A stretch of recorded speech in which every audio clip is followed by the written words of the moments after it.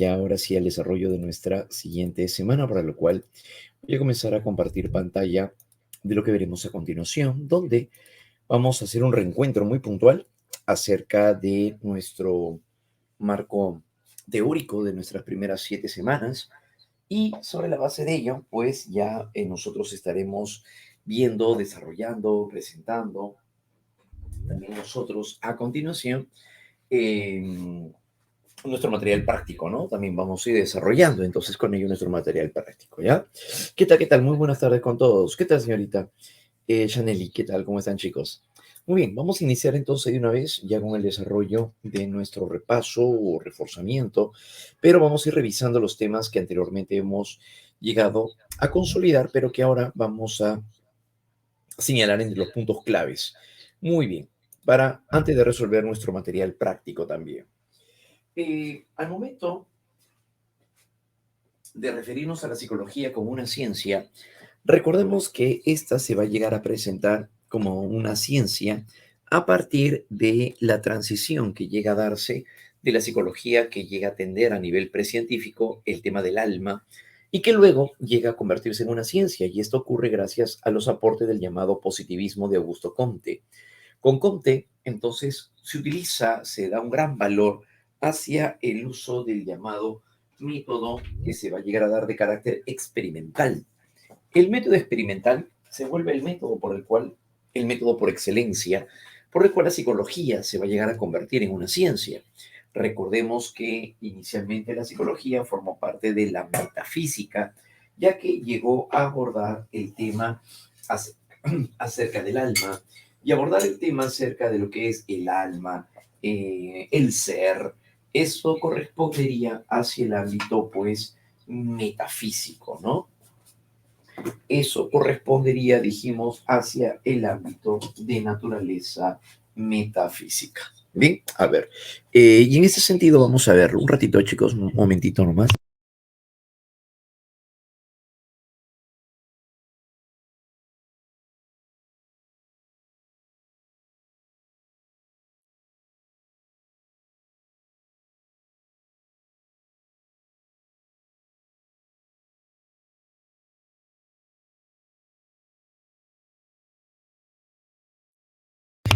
Bien, en este caso entonces, al hablar acerca de la psicología, entonces como una ciencia, es donde se le va a llegar a dar un fuerte valor hacia lo que va a llegar a ser observable, medible y cuantificable. Y es ahí donde la psicología entonces aborda ya el carácter o desarrolla así el carácter de ciencia. El carácter de ciencia va a llegar a estar íntimamente ligado hacia el uso del método experimental, con la cual aparecen ya las primeras escuelas psicológicas. Claro que sí. En este campo, entonces, cuando hablamos acerca de la psicología, va a utilizar diversos métodos, entre los que destacan, vamos a tener en cuenta lo siguiente. Cuando hablamos acerca del método, encontramos el método descriptivo, en el cual la psicología llega a señalar las características de un determinado comportamiento. Señalar las características del comportamiento es lo que lo va a llegar a definir entonces como tal. El método descriptivo se caracteriza porque va a llegar a ser una de las formas con las cuales nos permite llegar a tomar nota, registro del comportamiento. Y es aquí donde se llegan a emplear como aspectos complementarios la observación y la entrevista, los cuales entonces también van a formar parte del uso del método experimental. Pero dentro del método observacional tenemos la observación y la entrevista propiamente dichos, ¿no? Estos van a llegar a ser recursos que se van a llegar a emplear incluso en la psicología organizacional, lo que se llega a presentar o emplear en el método, en el uso dentro de la psicología clínica, también se llegan a emplear, y que no solamente van a llegar a ser métodos de investigación, sino que estos métodos van a permitir tomar nota, tomar registro acerca del comportamiento tal cual se nos muestra, tal cual se nos presenta. Bien, el método descriptivo entonces permite registrar, palabra clave, observa y registra. En el método experimental es el método por el cual la psicología, dijimos, se convierte en una ciencia, y es aquí donde se van a llegar a manipular variables. Se provoca, recordemos, intencionalmente la aparición de un comportamiento. Al provocar intencionalmente la aparición de un comportamiento, es lo que lo vuelve ahora el método experimental, porque manipula, porque llega a provocar. Eso es lo que lo va a llegar a caracterizar dentro de este método.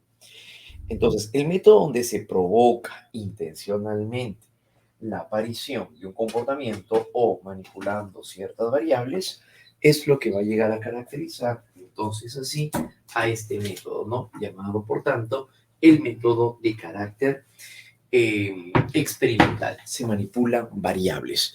Aquí las variables van a encontrarse en torno a la variable independiente y la variable dependiente, donde la variable independiente es la causa y la variable dependiente sería el efecto. Ese tipo de metodología se caracteriza porque se emplean algún tipo de recursos, como por ejemplo un programa. La aplicación de un programa se lleva a cabo con la finalidad de poder llegar a conocer cuál será su efecto. Claro, ¿no? Como por ejemplo, tal vez en este campo, un programa educativo, se quiere saber cuál será su efecto en cuanto a la comprensión lectora. Se quiere saber si llega a ser efectivo, a lo mejor, como para poder llegar a aplicarlo a un número más grande de personas o de individuos. De ser así, la forma de poder tenerlo en cuenta es aplicándolo a dos grupos. Un grupo al cual se va a llegar a seleccionar al azar, como por ejemplo en este caso el grupo debe de ser homogéneo, obviamente, y se va a aplicar aquí un programa, claro, ¿no? Para saber cuál será el efecto en este grupo. Pero también, por otro lado, se va a llegar a monitorear ahora en el grupo experimental. El grupo experimental es el grupo al cual se le va a aplicar la variable independiente, así se le conoce, ¿no? Y el grupo al cual no se le va a aplicar la variable independiente será el llamado grupo control. De esta manera, los grupos experimental y el grupo control van a tener una forma muy peculiar de expresión. El grupo experimental es el grupo al cual se le va a aplicar el programa educativo, mientras, mientras que el otro grupo solamente va a servir para poder comparar los resultados. Se va a querer al final entonces comparar los resultados. Se va a llegar a querer comparar los resultados. Y en ese sentido, es ahí donde nos encontramos entonces con el grupo experimental y el grupo control. Muy bien, la aplicación entonces de un programa, la aplicación de todo esto va a llegar a darse en el grupo experimental. El grupo control, dijimos, solamente nos va a servir para poder llegar a comparar. Bien, va a llegar entonces a comparar, lo que nos va a permitir, ¿no? Comparar. En un ejemplo explicativo tenemos por ello que cuál será el efecto de un programa, o perdón, de la música, el efecto de la música clásica en los niveles altos de estrés. Entonces encontramos a personas que tienen altos niveles de estrés y queremos saber cuál será el efecto de la música. Probablemente sea que disminuye el estrés o la otra hipótesis sería pues que aumentan los niveles de estrés. Entonces la variable independiente sería la música, que es lo que se va a aplicar, la supuesta causa. Y lo que se va a investigar va a ser el efecto, que sería en este caso los niveles altos de estrés. ¿Cuál es el efecto de la música en los niveles altos de estrés?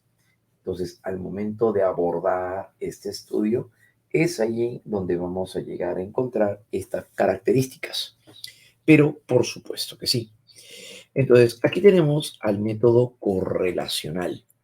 El método correlacional va a llegar a ser aquel que relaciona variables, pero no busca una relación causal. No, ya no es como el caso del método experimental. Él sí buscaba una causalidad. En este caso no se busca causalidad, se busca establecer relaciones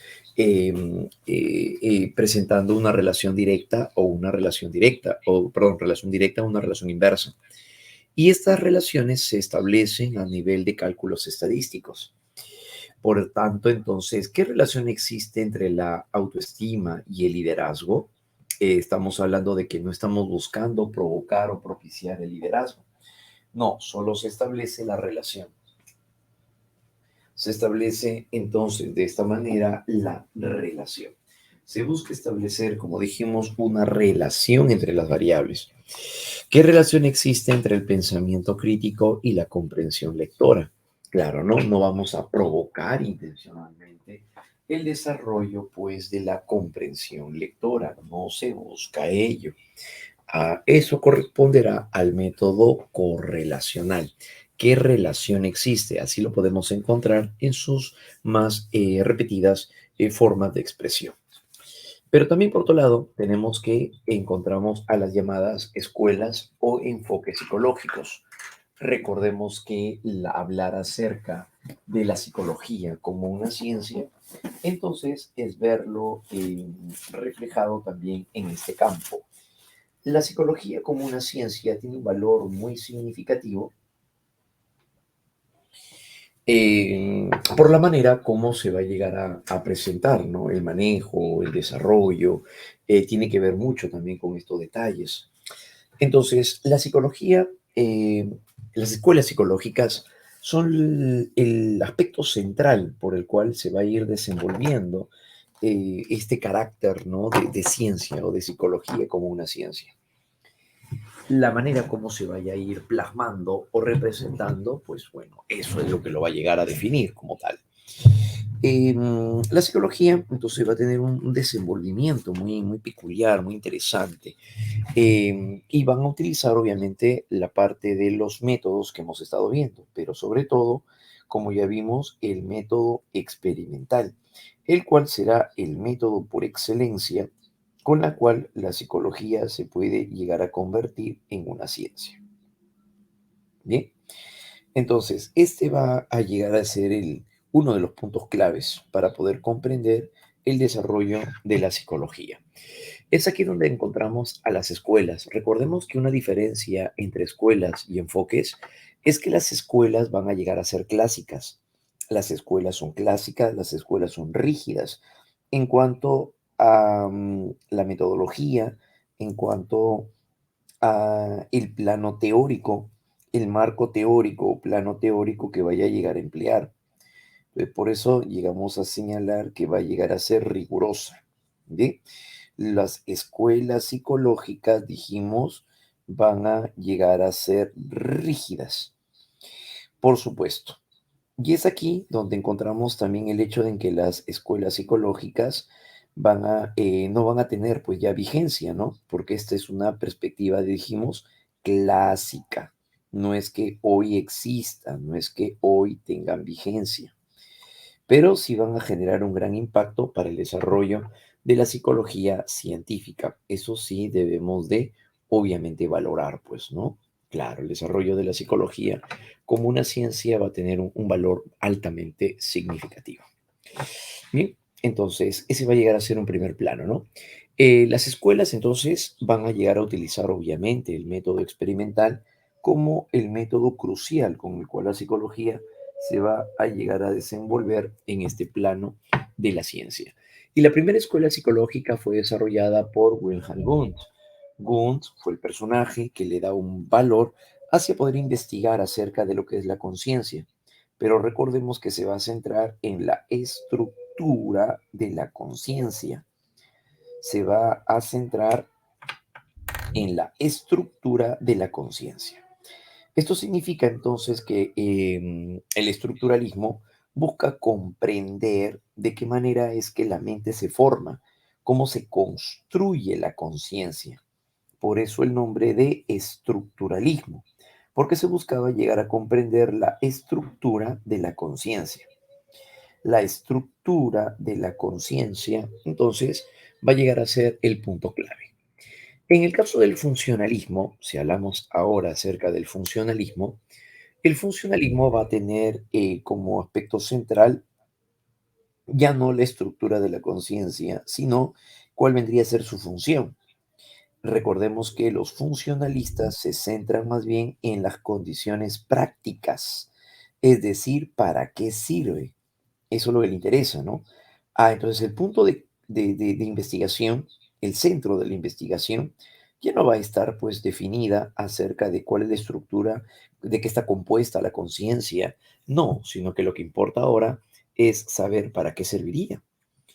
Entonces, ¿para qué estamos empleando la conciencia? ¿De qué manera permitimos, o en este caso nos permite llegar a desenvolvernos en ese sentido, ¿no? De para qué llegamos a conocer o pretender conocer la conciencia, qué nos permite. Y esto va a estar fuertemente influenciado por los aportes de Charles Darwin. Es ahí donde se considera que la conciencia sirve entonces para adaptarnos al entorno. Bien, como por ejemplo, ¿no? Si lo adaptamos a una condición mucho más contemporánea, podríamos decir, el hecho de que un estudiante en el colegio, estando en el colegio, una persona poco responsable, papá y mamá tendrían que estar atrás de él para que pueda estudiar, hacer las tareas y todo ello. Pero cuando llega a la universidad se da cuenta que ahora pues es más competitivo, los estudiantes, los compañeros, y que pues ahora necesita de desenvolverse solo. Entonces, el hecho de que ahora tenga que utilizar los recursos que anteriormente no había empleado, pero que ahora necesita porque está en un nuevo contexto, eso es una adaptación.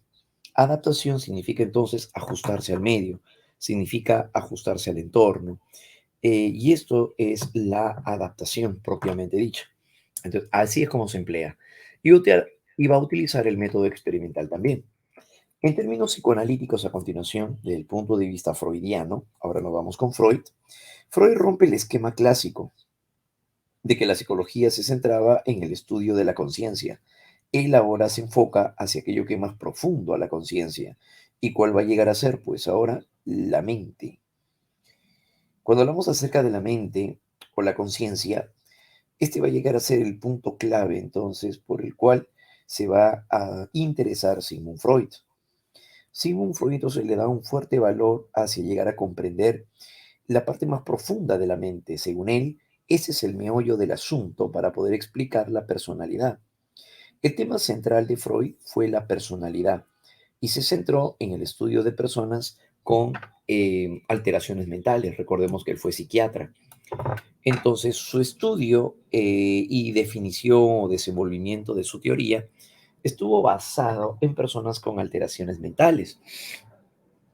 Pero él descubrió que a partir de ello, entonces, el inconsciente explicaba el comportamiento y sobre todo las experiencias en la infancia. Según Freud, entonces, a través de las experiencias infantiles, podemos nosotros llegar a presentar eh, un comportamiento disfuncional según la dinámica que hayamos tenido. Y cuando se le acerca del inconsciente de naturaleza sexual, se refiere hacia el placer, el placer en general. Como por ejemplo, el niño que desea la presencia de la madre. Ese sentido placentero de la compañía de la madre, a eso se refiere cuando se le acerca de lo sexual. Para Freud, lo sexual es aquello que es placentero.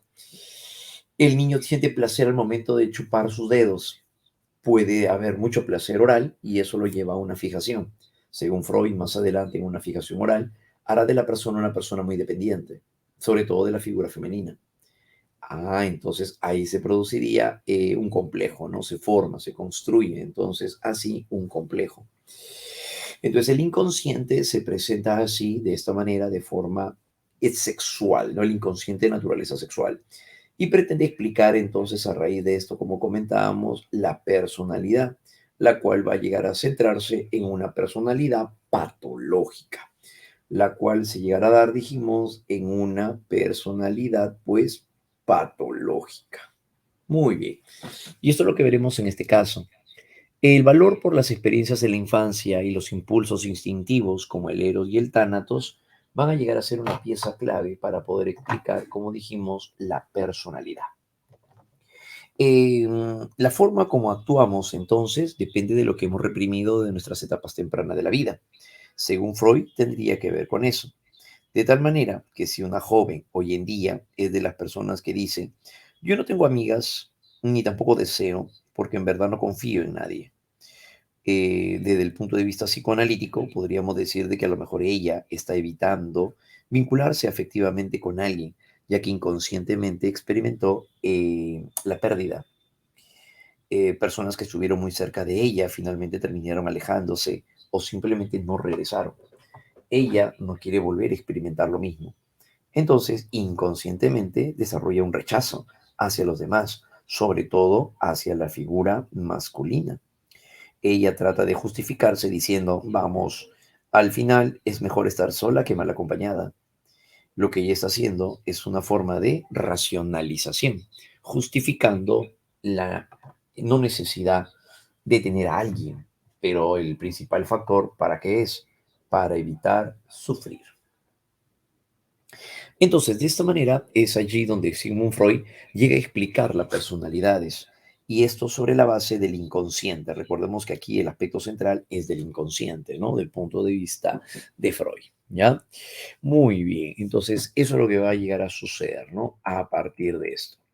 Entre otras que tenemos la reflexología, Iván Pavlov, claro, él es el que llega a desarrollar la teoría del condicionamiento clásico, claro, ¿no? Y se centra en la llamada asociación de estímulos. En lo que se centra ahora este personaje, dijimos, será la llamada asociación de estímulos. Muy bien. Punto clave entonces del pensamiento freudiano, ¿no? El método que se va a utilizar, como ya sabemos, tendrá que ver con el método experimental, pero también, por otro lado, Pavlov utiliza su condicionamiento clásico, la asociación de estímulos y las respuestas viscerales, característicos solamente en animales. Sin embargo, el conductismo de Watson llevó a utilizar el condicionamiento clásico con el pequeño Albert, que como ya sabemos, llegó a presentar un comportamiento disfuncional, ¿no? John Watson, este personaje, entonces, predispuso al pequeño a presentar un comportamiento de esta naturaleza disfuncional.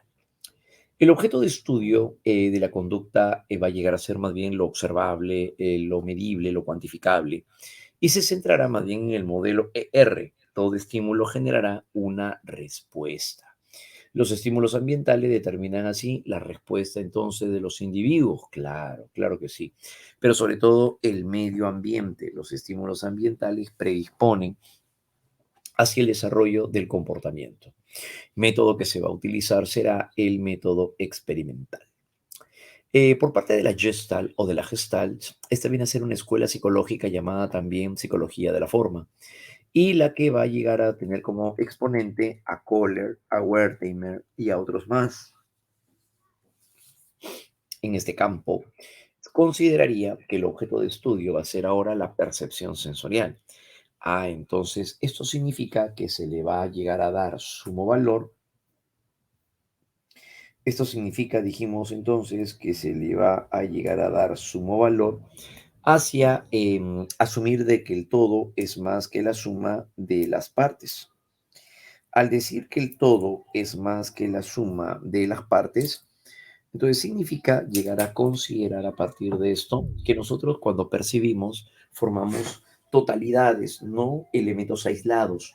El reconocer una cara, el reconocer un rostro, no lo hacemos no lo hacemos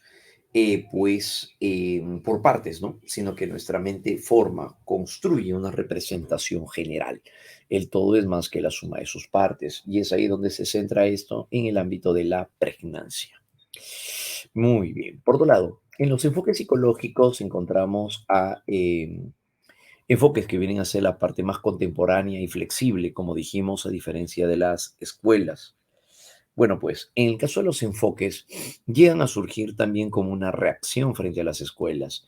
En este caso, tenemos en primer lugar al enfoque psicodinámico. Y el enfoque psicodinámico es lo que va a llegar a caracterizar a continuación a los seguidores de Freud, como cuando nosotros nos referimos acerca de, en el caso de Freud, cuando nos referimos acerca de las experiencias infantiles y el inconsciente. Solo que el inconsciente ahora, dentro de un enfoque, ya no es el inconsciente de naturaleza sexual, sino que la principal preocupación gira en torno hacia el enfoque, pero de naturaleza social. Se refiere entonces a Jung, donde el inconsciente de naturaleza social genera importancia por las experiencias infantiles y el desarrollo de la personalidad. Conocer acerca de un inconsciente de naturaleza social se refiere ahora ya no hacia la parte del placer, como dijimos, sino que estaría esta dirigida, expuesta, presentada, pero en torno hacia las relaciones parentales. Esa es la relación social, parentales. Y si hablamos acerca de lo parental, ¿a qué nos referimos? Lo parental va a estar íntimamente ligado hacia lo que va a llegar a ser el trato, por ejemplo. Una joven es de la que dice a lo mejor, Yo, si soy una persona muy enérgica, me gusta que las cosas queden bien en el trabajo, en el estudio, soy muy exigente hasta conmigo mismo, se debe más bien por el trato de mi padre. Mi padre era militar y siempre nos levantaba a las 5 de la mañana, así sea domingo, y teníamos que empezar a hacer cosas. Yo me acostumbré a eso y hoy en día soy una persona que se levanta a 5 de la mañana, realiza actividades laborales. Si tengo una familia, yo también instruiría a mis hijos para que sean así. Entonces, ¿qué hace que una persona desarrolle ese comportamiento? Ah, bueno, pues la influencia del padre. La disciplina del padre moldeó una personalidad rígida, estricta.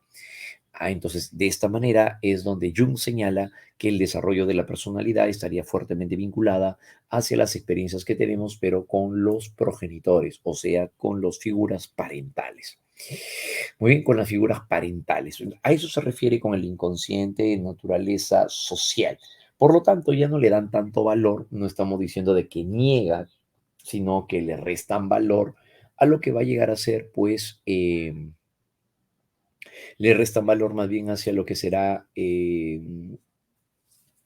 todas aquellas formas vinculadas a lo placentero, ¿no? Entonces ya no hay complejo de Edipo, lo que lo explica es el complejo de castración, entre otros, ¿no? Entonces ya no son esos los elementos, ¿ya? Eso es lo que sería. En el aspecto neoconductista, ajá, sí, tiene que ver eso, ¿no? Sí, bastante tienen que ver. O, bueno, son los seguidores de Freud, pero también reaccionaron en contra de Freud, ¿no? De su propio maestro. Haciendo obviamente pues sus observaciones, ¿no? Sus aclaraciones. Pero claro, ¿no? Eso sí, sí va a llegar a figurar, ¿no? Sí, efectivamente. En el neoconductismo figura el neobehaviorismo de Skinner. Skinner es el personaje que más bien a continuación le va a dar valor y va a tener como objeto de estudio la conducta observable y medible bajo la influencia de los estímulos ambientales. Aquí desarrolló el condicionamiento operante, dándole valor a las consecuencias de la conducta. Aquí donde aparece lo que hemos visto en el tema de aprendizaje, claro, ¿no? Entonces, en este sentido, nos referimos a que le va a llegar a dar un valor a continuación hacia el reforzamiento, el castigo y la extinción, que es justamente lo que ustedes ya conocen, ¿no? Y en el caso del humanismo, es donde se le da un fuerte valor también por parte de Maslow y tenemos a Rogers, pero que se le va a llegar a dar a continuación un fuerte valor hacia lo que será a continuación a las capacidades y potencialidades del ser humano. Se centran ahora ya no en el pasado, sino en el presente. Recuerden que quien valora mucho el pasado es el psicoanálisis. Es más, es determinista, considera que el pasado define nuestra vida adulta. Pero si nos referimos a continuación hacia la parte humanista, considera más bien que no es el pasado lo que nos define, sino el presente, lo que tú eres. Entonces, hay personas, dice el humanismo, dentro del ámbito, por ejemplo, psicoterapéutico, que las personas llegan a aferrarse tanto al pasado que finalmente terminan hiriéndose ellos mismos. Como por ejemplo, una joven en la que dice, por ejemplo, ¿no? En este caso con el esposo que le fue infiel en algún momento, pero trataron de superar juntos, conversaron y aún así en cualquier discusión aflora lo vivido. Claro, ¿no? Como por ejemplo, ya no eres tan caballero como antes. Claro, pero cuando eres de interesarte por otras personas, de seguro que eres caballero, atento. Y en la pareja es la que dice, no, ya lo superé, pero veo que tú no lo superas hasta el momento. Eso es algo que ya pasó, no tiene mayor sentido, no tiene mayor relevancia. Claro, ahora lo dices porque ya pasó, pero y entonces revive el pasado. Entonces el humanismo dice, deja el pasado donde está, formando parte de tu historia personal, pero no tienes que desenvolverlo y desempolvarlo a cada momento. Ese es un baúl de tus recuerdos y déjalo ahí donde pertenece, ¿no? A tu recuerdo. Pero no significa que lo tengas que revivir en sí. Entonces, el pasado es algo de lo que no vamos a olvidar, dice Maslow, pero de lo que sí podemos hacer es qué decides en el presente. No puedes decidir sobre el pasado porque es algo que ya sucedió, ni tampoco puedes decidir sobre el futuro porque es algo incierto, pero sobre lo que sí puedes decidir es lo que ocurre hoy en ti, lo que experimentas aquí y ahora. Entonces el humanismo le da un fuerte valor al presente y no al pasado como el caso de los psicoanalistas. Le da importancia también a las capacidades y potencialidades que todos tenemos para poder desenvolvernos en un plano mucho más complejo. Y se le da un valor también al sentido de la libertad, la conciencia y la responsabilidad. Por lo tanto, ¿qué deberíamos de buscar? Libertad. Libérate. ¿De qué? Del pasado, de lo que te oprime, de lo que hayas vivido, etcétera, ¿no? Entonces, si vivimos acerca o basado en el pasado, nos hacemos daño de manera continua. Y esto es lo que caracteriza precisamente, ¿no? Y esto es lo que caracteriza desde el punto de vista de Maslow el valor por lo que viene a ser el hombre. Bien, ese es el humanismo, son conceptos clave, palabras clave relacionadas con el humanismo. En el aspecto cognitivista, más bien, se centran ahora en el procesamiento interno. Recuerden que aquí es donde se va a llegar a encontrar eh, el aporte desarrollado por la psicología cognitiva, que eso ya lo hemos visto, que serían los llamados procesos mediadores, como en el caso del pensamiento, la memoria y muchos otros. Aquí se centran en las construcciones mentales, es decir, para explicar la personalidad, un cognitivista se estaría centrando en qué esquemas ha construido la persona. Por ejemplo, un joven es aquel que se prepara y nunca postula. Ya viene preparándose como 3 años y no postula hasta ahora. Si lo atiende un terapeuta de carácter cognitivista, se centraría en llegar a investigar qué esquema mental ha formado. Y producto de su estudio, producto de su atención, de su investigación, denota de que su paciente llega a evitar postular porque piensa que todo lo que emprende, todo lo que llega a decidir le sale mal. Entonces, de esta manera, cuando él piensa que lo que va a llegar a dar, que es el examen, no lo va a pasar, se van a decepcionar todos de él. Prácticamente se va a sentir un excomulgado. Entonces, a las finales no postula porque tiene miedo al fracaso. Tiene miedo al fracaso, tiene miedo a la vergüenza, a la exposición pública. Y frente a eso, entonces, el cognitivista va a decir, entonces tu comportamiento evitativo se debe a lo que has construido en tu mente. Lo que pasa es que tú piensas que al momento de no llegar a lograr el objetivo, vas a ser la vergüenza de la familia, la oveja negra, el único que no va a terminar en una universidad cuando los demás sí lo han hecho. Entonces, lo que tú has construido en tu mente es lo que rige tu comportamiento, diría un cognitivista. ¿Sí? Entonces, eso es justamente lo que se va a llegar a dar en ese sentido, ¿no? Claro, es el valor por el modelo computacional también, ¿no? Recordemos que el input, el procesamiento y el output, claro, ¿no? Muy bien, chicos. Entonces, eso lo diría un cognitivista, ¿no? Mientras que un biopsicólogo, recuerden ahora que este personaje, le va a dar un valor más bien hacia la relación con las neurociencias. Su explicación va a estar siempre cargada de contenido de neurociencias. Rubén Ardila y también tenemos a Alexander Luria. Aquí el objetivo de estudio será la relación entre lo biológico, que sería la genética, la neurofisiología, la neuroanatomía, y lo psicológico, que sería lo mental y lo comportamental. Entonces de esa manera explica el comportamiento sobre la base de las neurociencias. Claro, la maduración, la herencia juegan un rol también muy importante. Frente a un caso, todos los enfoques pueden explicarlo a su manera. Como por ejemplo, una persona deprimida. Un biopsicólogo va a decir, lo que pasa es que este joven llega a estar deprimido porque tiene disminuidos, seguro, los niveles de dopamina. La disminución de dopamina y de serotonina lo predisponen a poder desarrollar este comportamiento. Además de que tiene una historia familiar y la depresión tiene una tendencia hereditaria. Por consiguiente, esta persona desarrolla este comportamiento de tipo disfuncional, patológico, a partir de este tipo de influencia que ejerce, ¿no? O que presenta. Entonces, él se basa en la herencia y se basa en los cambios bioquímicos. Un cognitivista, por otro lado, si hablamos acerca de un cognitivista, el cognitivista más bien es el que estaría llegando a señalar, ¿no? No, lo que pasa es que esta persona se deprime porque él piensa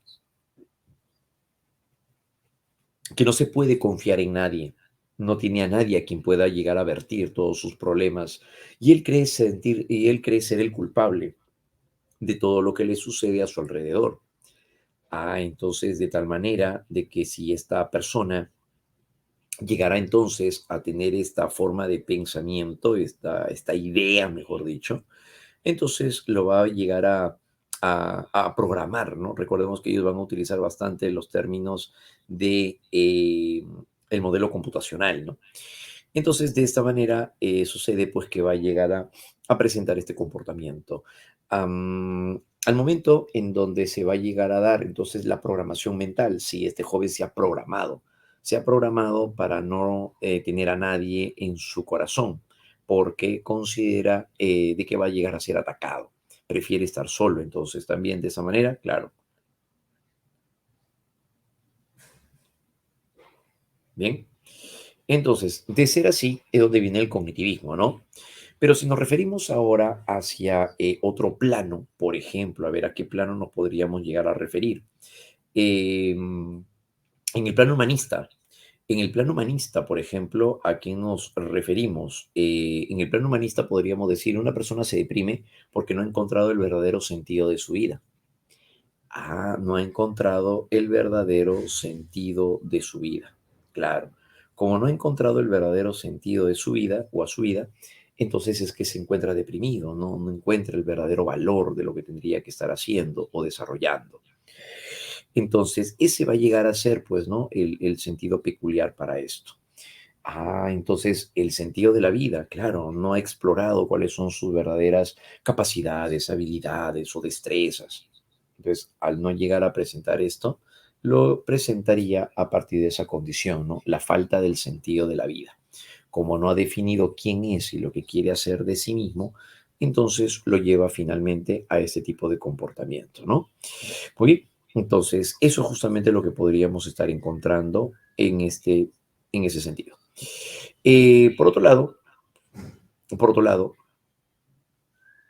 en el caso de un neoconductista, va a decir tal vez que esta persona que llegue a estar deprimida se debe a una forma de comportamiento eh, en la cual se ha generado una condición desfavorable, es decir, castigo.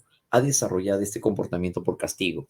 El castigo disminuye la probabilidad de acercarse a alguien. Claro, esa es la consecuencia de que ha estado rechazado. Como lo han rechazado, entonces ha presentado un castigo positivo.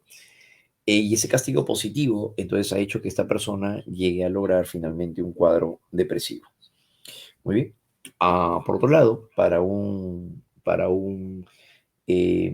psicodinámico, diría, esta persona está deprimida porque ha llegado a presentar un conflicto de las figuras paternas que ahora afloran. Entonces, esta persona no sabe cómo llegar a reaccionar, cómo confrontar la crisis o el conflicto emocional que tiene con su figura paterna o con la figura materna, pero aún así llega a reaccionar reprimiendo sus estados afectivos. Entonces, es la influencia, es el abandono, es lo que vivió con las figuras parentales, es ese el resentimiento que ha llegado a presentar de las figuras parentales que lo ha sentado a la persona en un estado de depresión.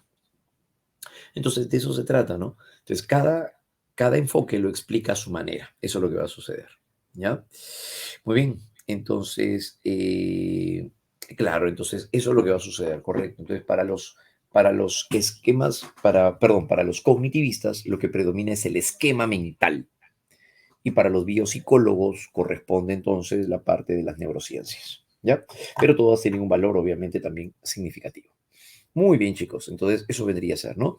Bien, hasta aquí entonces dejamos esta primera parte. Listo, correcto. Sí, sí, sí. La manera como puede llegar a presentar un comportamiento determinado, ¿no? Cada sujeto, cada individuo, ¿no? Muy bien. ¿Ya? Muy bien. Eso vendría a ser. Las neurociencias, ¿qué vienen a ser? Las neurociencias van a llegar a ser el estudio científico del sistema nervioso. Esas son las neurociencias. ¿Qué incluye a las neurociencias? La neurofisiología, la neuroanatomía, a eso se refiere. ¿Ya? Muy bien, de la cual, por cierto, vamos a continuar con la base biológica del comportamiento, pero claro que sí. Y es aquí donde nos encontramos hacia el aporte de las neurociencias también para poder comprender ¿Qué relación existe entre el sistema nervioso y y el comportamiento? Nos damos cuenta a continuación que la unidad estructural y funcional del sistema nervioso recae sobre las neuronas. Las neuronas van a llegar a establecer comunicación entre ellas a través de un proceso llamado sinapsis. Las neuronas pueden ser neuronas sensitivas, que vienen a ser aquellas por las cuales van a llevar la información desde los receptores hacia un centro nervioso. Se les llama neuronas aferentes. Así, las neuronas aferentes son las que llevan la información desde los receptores hacia el centro nervioso, neuronas sensitivas o neuronas aferentes. Las neuronas motoras son aquellas que traen la información ahora del centro nervioso, pero hacia los músculos o hacia las glándulas. Es aquí donde nos encontraríamos con las neuronas motoras, ¿correcto? Neuronas motoras. Pero también tenemos a las interneuronas, donde hablar acerca de las interneuronas es referirnos a aquellas que asocian a las neuronas tanto sensitivas como motoras. Por eso se le llaman también neuronas asociativas. Conectan entonces a otras neuronas como la motora, sensitiva, pero no con las fibras musculares directamente, no. Solo van a llegar a verse expresadas entonces con estas, ¿no? Aferentes y las eferentes. Como podemos ver en la imagen, aquí se va a llegar a encontrar, como podemos apreciar en la imagen, acá se va a encontrar las llamadas. Aquí encontraremos a la neurona interneurona, la que está de verde, la que asocia la neurona aferente con la neurona eferente. Cuando una persona se chanca la mano, la información de dolor va a viajar por una neurona aferente y llegará a la médula espinal. La médula contiene interneuronas, la cual va a conectarla con una neurona eferente para que se produzca el movimiento, que es la contracción muscular. Por eso que la persona que se golpea saca la mano inmediatamente, produciéndose así un acto reflejo. Produciéndose, dijimos de esta manera, entonces un acto reflejo, ¿ya? Produciéndose entonces de esta manera un acto reflejo. Muy bien, como un aspecto clave sobre todo también. Pero también las neuronas van a llegar a establecer la capacidad para poder reestructurarse anatómica y funcionalmente, como cuando llega a presentar una alteración, un cambio riguroso, eh, y es aquí donde se estaría llegando a mostrar, o nos estaría mostrando en tal caso, um, la plasticidad cerebral. La capacidad que tienen las neuronas para poder regenerarse o reestructurarse anatómica y funcionalmente va a corresponder a la plasticidad cerebral. Eso es lo que se le va a denominar plasticidad cerebral. Bien, la plasticidad cerebral es la capacidad entonces que van a llegar a tener así para poder regenerarse y reestructurarse anatómica y funcionalmente las neuronas.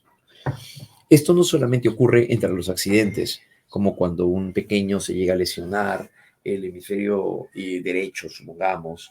No solamente hablamos de plasticidad cerebral ante los accidentes, sino que también llega a presentarse la participación de la plasticidad cerebral cuando se aprende, cuando se estudia. Entonces el pequeño llega también a presentar este tipo de expresión. ¿Bien? Entonces el desarrollo va a llegar a ser íntimamente significativo por ese lado, ¿no?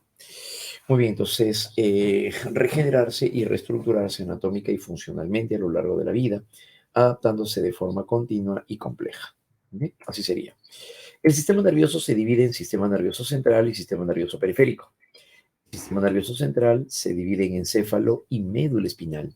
El encéfalo a su vez se constituye de cerebro, cerebelo y tronco encefálico.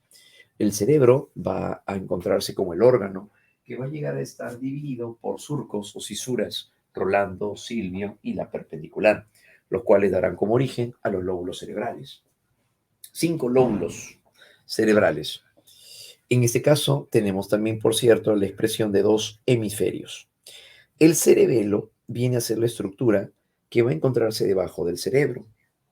es la estructura que se encuentra debajo del cerebro, el cerebelo. Y por otro lado, es aquí donde se va a llegar a presentar la regulación de la coordinación motriz. Se presenta la coordinación motriz, la tonicidad muscular y el equilibrio. Coordinación motriz, tonicidad muscular, dijimos, y el equilibrio. Eso va a ser el cerebelo. El cerebelo entonces presenta la coordinación de ello, lo cual sirve para cuando nosotros llegamos a bailar, caminar, al momento de montar bicicleta, nadar. Esa regulación motriz lo lleva a cabo el cerebelo. Por otro lado, también tenemos que encontramos el tronco encefálico constituido de varios elementos, mesencéfalo, protuberancia anular, pero sobre todo lo que más nos interesa es el bulbo raquídeo y el sistema reticular. El bulbo raquídeo, porque es aquí donde se llevan a cabo funciones vitales como la regulación del ritmo cardíaco, el ritmo respiratorio y sobre todo también la tonicidad muscular, perdón, la presión arterial. Y en el caso del sistema reticular, sobre todo por SARA, sistema activador reticular ascendente. SARA nos interesa porque al momento de llegar a activarse, activa el llamado tono cortical. Al decir que activa el tono cortical, significa que activa la corteza cerebral, generando así o propiciando así la conciencia. El sujeto que llega a desarrollar conciencia es porque está activado por SARA, Sistema Activador Reticular Ascendente. Esto estaría entonces presentado y relacionado a partir de SARA. Muy bien. Entonces, eso es justamente lo que estaríamos expresando en este caso. Muy bien, SARA, ¿no? Sistema Activador Reticular Ascendente. Vinculado entonces hacia eso. La médula espinal es un cordón nervioso que se prolonga hasta la segunda vértebra lumbar. De esta imagen salen nervios también salen nervios pues hacia el resto del cuerpo, conformando así al sistema nervioso periférico. Conformando así, dijimos, al sistema nervioso periférico.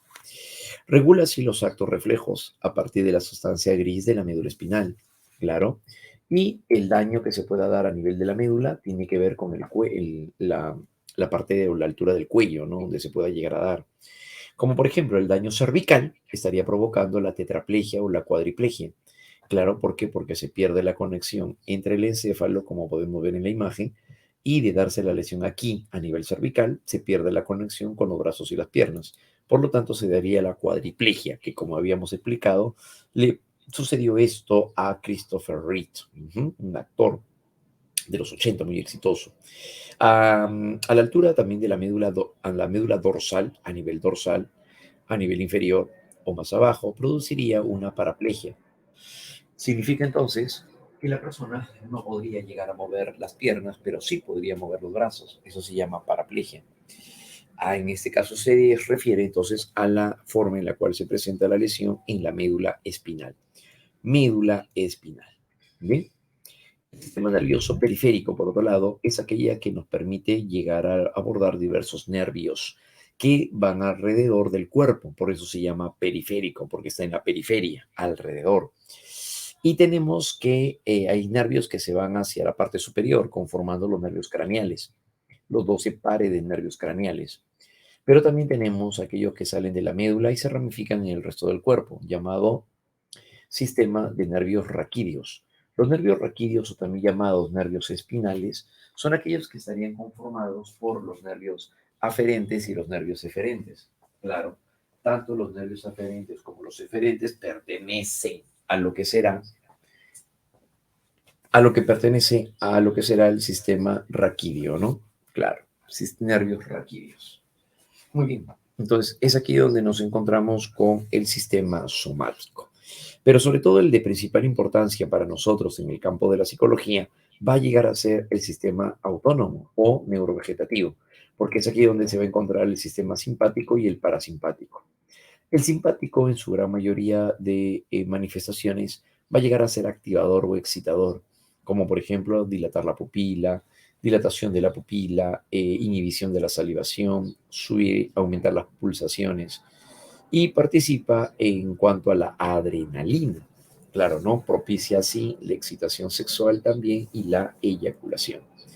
El parasimpático, por otro lado, también llamado craniosacro, va a caracterizarse por la inhibición de las funciones orgánicas, en su gran mayoría va a ser inhibidora, y que participa con la acetilcolina. La acetilcolina entonces va a llegar a tener esta expresión, ¿no? Y propicia la erección del miembro viril, mientras que el simpático propicia la excitación y la eyaculación. Entonces significa que tanto el simpático como el parasimpático van a participar en la respuesta sexual humana. Sí, va a participar así en la respuesta sexual humana. Bien, sistema autónomo. Recuerden que esto es lo que va a caracterizar al denominado sistema autónomo, simpático y parasimpático. Funciones de los lóbulos cerebrales. A continuación, si nos referimos ahora hacia los lóbulos cerebrales van a tener una implicancia muy interesante también, van a tener funciones diversas, pero sobre todo tenemos al lóbulo frontal, que puede darse, recuerden que los lóbulos cerebrales se encuentran distribuidos en ambas partes del cerebro, es decir, en ambos hemisferios. El lóbulo frontal llega a albergar a una estructura que nos permite la regulación voluntaria de los actos o de la conducta. El movimiento, ¿no? Permite la planificación de los movimientos del cuerpo a partir de la corteza motora. Esa es la corteza motora. Delante de la cisura de Rolando se encontrará la corteza motora, que es la responsable del movimiento voluntario. Como cuando nosotros queremos coger un vaso de agua, entonces nos acercamos al vaso. Pero eso es ¿por qué? Porque el mensaje vino de la corteza motora y luego se fue a nuestras extremidades.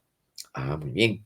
También alberga el área de Broca, área 44-45 de Brodmann, el cual está asociado con la articulación de las palabras, lo cual llega a presentar una niña al momento de recitar una poesía, por ejemplo. Pero también se encontrará el área de Exner. Esta es la que nos permite llegar a presentar la regulación de la producción escrita. Se refiere entonces propiamente dicha a la escritura y la coordinación oculomotriz. El área de Exner entonces tiene que ver dentro de ese plano con lo que es la producción escrita. Bien, producción escrita. Por otro lado, dentro del lóbulo frontal, una de las estructuras más complejas va a ser ahora la corteza prefrontal, área 9, 10 y 11 de Brodmann. Esta parte de nuestro cerebro es la más desarrollada y es la que nos va a permitir el planeamiento estratégico, la solución de problemas, la atención selectiva, la atención sostenida, por cierto, se encarga de la toma de decisiones, pero sobre todo el control consciente de las emociones. Esa es la parte más importante, el control consciente de las emociones.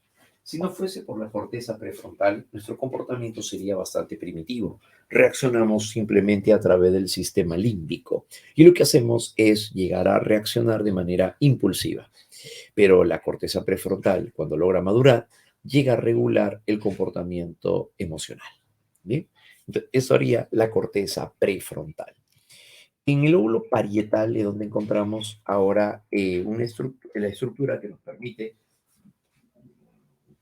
formar la imagen mental, formar una imagen mental. Es donde se procesa la construcción de la imagen corporal y el cálculo de las relaciones espaciales. Como cerca, lejos, arriba, abajo, eso es imagen corporal. Procesa la construcción de la imagen corporal y el cálculo de las relaciones espaciales. Lóbulo parietal. El lóbulo parietal entonces también va a realizar, sobre todo el lóbulo parietal del hemisferio derecho, es la que se encarga de la imagen corporal. Pero también tenemos al área de Deyerin, esto se da en el hemisferio izquierdo. El área de Deyerin es la que nos permite comprender el lenguaje escrito, como cuando leemos un PDF o leemos un periódico. Comprender lo que leemos, eso es el área de Deyerin. En el caso de, encontramos en la parte posterior de la cisura de Rolando, tenemos a la llamada corteza somatosensorial. Referirnos ahora a la llamada corteza somatosensorial es referirnos a la estructura que nos permite llegar a presentar la sensación del cuerpo. Por eso se le llama somato. se le llama somatosensorial porque tiene que ver con la sensación del cuerpo. ¿Bien? Asociada entonces así a la sensación del cuerpo. Además que también esta estructura somatosensorial alberga al homúnculo de Penfield, una estructura que llega a presentarse como un mapeo de diversas partes del cuerpo que nos generan la sensibilidad. El lóbulo temporal, por otro lado, procesa la información que proviene del olfato y del oído y también tiene conexiones a nivel subcortical con el hipocampo. Es por eso que el lóbulo temporal también se asocia a la memoria de largo plazo. Eh, y por esta razón es que esta está asociada al hecho de poder llegar a transferir información que va de la memoria de corto plazo hacia la memoria de largo plazo. Ajá, por otro lado, el lóbulo temporal también tiene conexiones con, o mejor dicho, tiene un área que es la que se encarga de comprender el lenguaje oral. Lo que escuchamos se comprende gracias al área de Wernicke, área 22 de Brodmann. Esta parte de nuestro cerebrito nos permitiría llegar a comprender lo que escuchamos, como cuando por la mañana somos capaces de poder llegar a comprender el noticiero. Ujú. De esa manera. Y tenemos el lóbulo occipital en la parte posterior, donde se proyecta la información visual, donde se registra forma, color o se procesa forma, color, luminosidad, entre otras. Y el lóbulo de la ínsula, que es el quinto lóbulo, y es el que va a llegar a regular funciones viscerales. Es la que va a regular ahora funciones viscerales, ¿ya? Eso sería, ¿no? Lóbulo de la ínsula. Por otro lado, también los hemisferios cerebrales van a llegar a tener su participación en cuanto hacia la dominancia hemisférica. Una parte de nuestro cerebrito va a tener un mayor dominio. ¿Y entre ellos a quiénes tenemos? Bueno, pues nos referimos a el hemisferio derecho. Este se encarga de la imaginación, la creatividad, se encarga también de la música, por ejemplo, ¿no? Y el arte. Además de que también nos permite la ubicación espacial, claro, como cuando queremos llegar a estacionar nuestro auto. Llegamos a utilizar también, en este caso, el hemisferio derecho, porque se encarga del pensamiento espacial. Pensamiento en paralelo, intuitivo, pensamiento analógico, no verbal, claro, ¿no? Y se encarga del reconocimiento también de los colores, caras o rostros, el tono de voz, lo cual nos es bastante útil para poder identificar el comportamiento o, mejor dicho, las respuestas afectivas. Podemos notar el tipo de respuesta, el tipo de manifestación afectiva a partir de este elemento. Claro que sí. Entonces, el hemisferio derecho va a llegar a ser nuestro plano artístico. Este además se caracteriza por su plano artístico. Es holístico además porque llega a juntar las partes para construir un nuevo todo, para poder llegar a construir, dijimos así, un nuevo todo. ¿Bien? Entonces, eso es justo lo que también se va a llegar a presentar en este caso. Muy bien. Por otro lado, por otro lado, también tenemos a continuación al hemisferio izquierdo. El hemisferio izquierdo se va a llegar a caracterizar por lo siguiente. Tenemos a continuación que controla el hemicuerpo derecho. Recuerden que estamos hablando de un entrecruzamiento neurológico. Al hablar de un entrecruzamiento neurológico se refiere a que el hemisferio derecho controla el lado izquierdo del cuerpo y el hemisferio izquierdo gobierna el lado derecho del cuerpo, ¿no? Hay un entrecruzamiento neurológico. Es importante también llegar a citar esta expresión o esta diferencia, ¿ya? Bien, entonces por esa razón es como nosotros lo expresamos en este caso, en este sentido. Los hemisferios cerebrales entonces van a llegar a complementarse con las diversas funciones que van a llegar a realizar. En el hemisferio izquierdo tenemos ahora el hecho en el cual se llega a presentar un comportamiento, o perdón, un procesamiento más organizado, centrado más en la regla, en la norma rigurosa. Aquí donde yace el pensamiento también matemático o algorítmico. Claro, ¿no? Entonces, basado en la realidad, pensamiento lógico, matemático, simbólico. Claro, ¿no? Es además simbólico. Esa es otra característica muy, muy singular que podemos llegar a señalar o afirmar en este caso. Bien. Entonces, esa es la forma, ¿no? Esa es la manera. Por otro lado, también nos referimos a que es verbal, porque recuerden que aquí es donde se van a llevar a cabo estas funciones, llega a ser de carácter verbal. Y comprensión y experiencia oral y escrita, ¿no? Recuerden que acá están las áreas del lenguaje, pues aquí es donde vamos a encontrar a las áreas del lenguaje. Aquí es donde vamos a encontrar a las áreas del lenguaje. Y por lo tanto, pues un valor también altamente significativo. ¿Ya? Muy bien. La expresión, decíamos aquí, es también vinculada al control emocional. Mientras que el hemisferio derecho, recuerden que es emotivo, el hemisferio derecho es emocional, expresión emocional.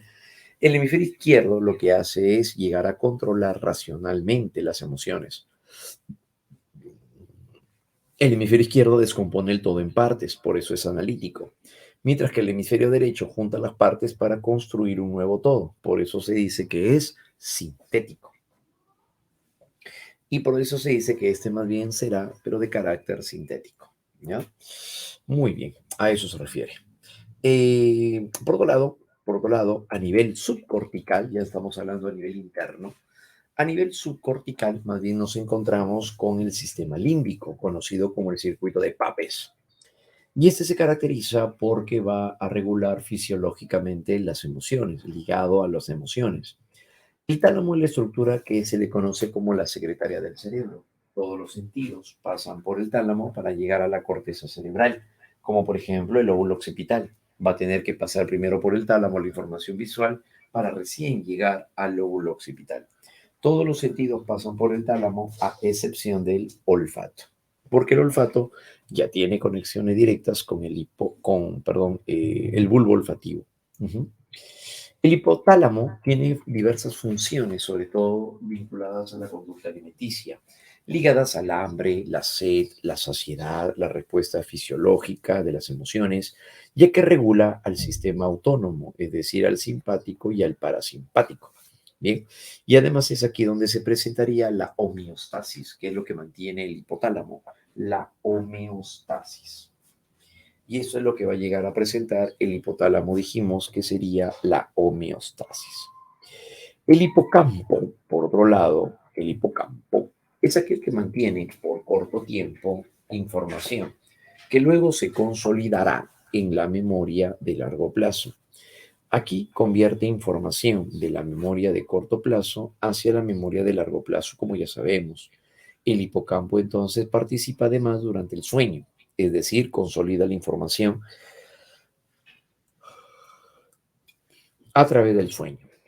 La amígdala cerebral, por otro lado, es el centro de la base biológica de lo que será la memoria emotiva. Es aquí donde se encontrará almacenada la información en forma de, que podría llegar a ser en este caso. Estamos hablando acerca de la información, pero en forma de el miedo y de la ira, ¿no? De miedo y de ira. Es aquí donde se va a llegar a presentar también este tipo de comportamiento más primitivo. Recuerden que esto se va a llegar a dar bajo un comportamiento, dijimos, más primitivo. ¿Ya?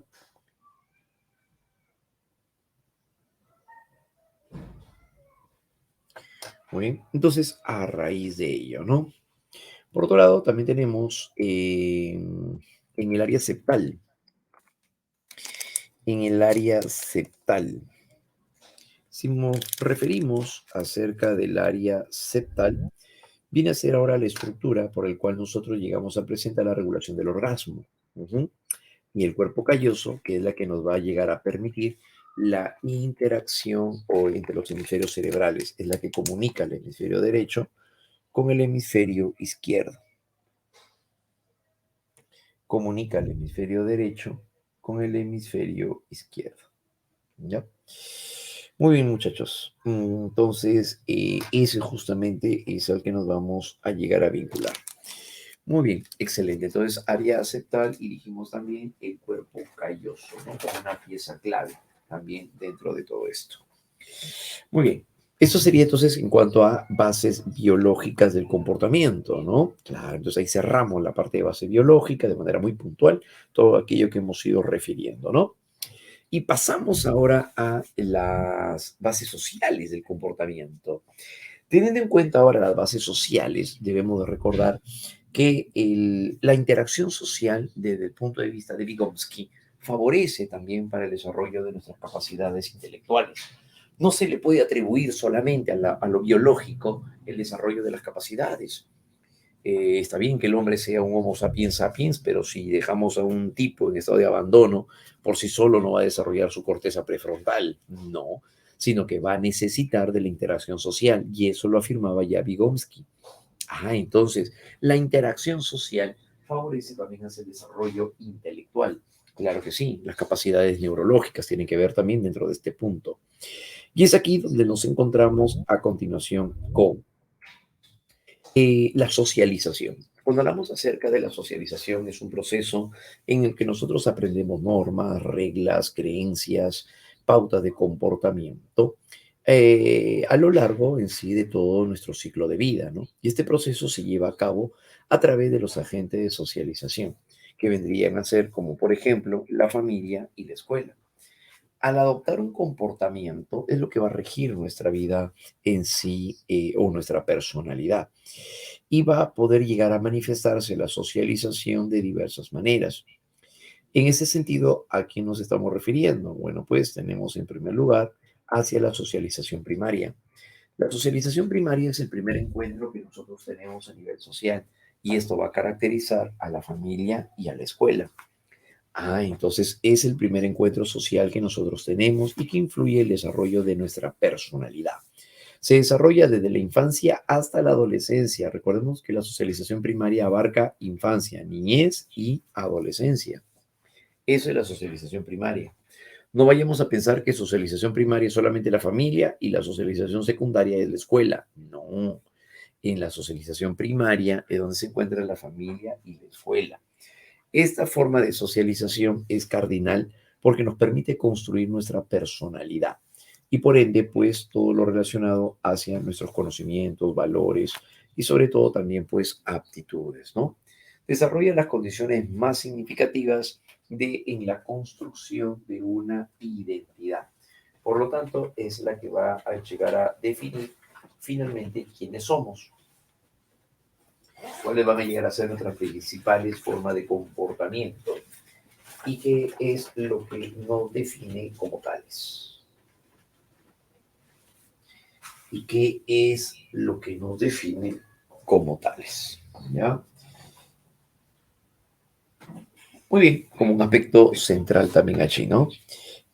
Por otro lado, tenemos que la socialización secundaria es aquella que está constituida por ya las condiciones de la universidad y el trabajo. Nos referimos ahora a la universidad y el trabajo. Entonces, bueno, pues esto qué nos quiere decir, que vine a sentarse sobre la idea de poder llegar a elaborar nuevas referencias, nuevas constituciones.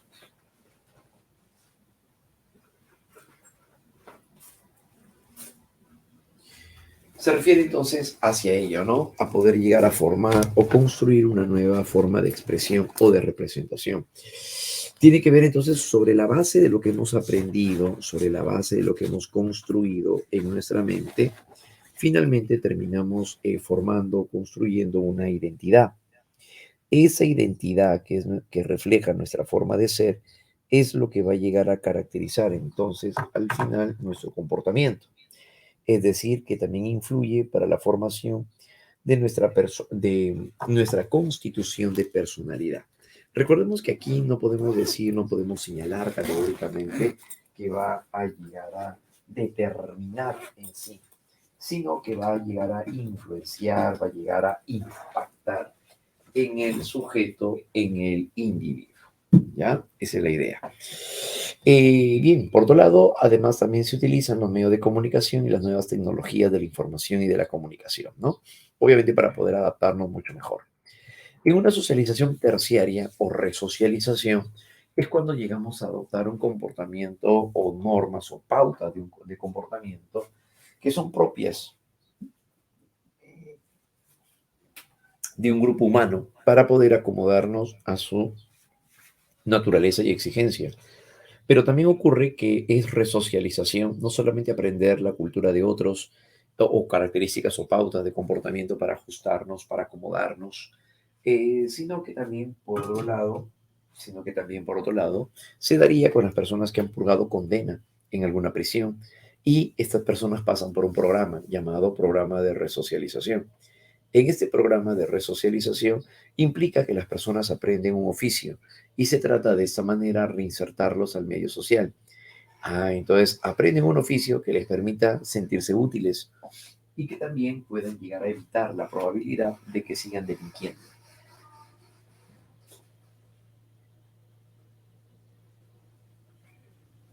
y que disminuyan la probabilidad de delinquir.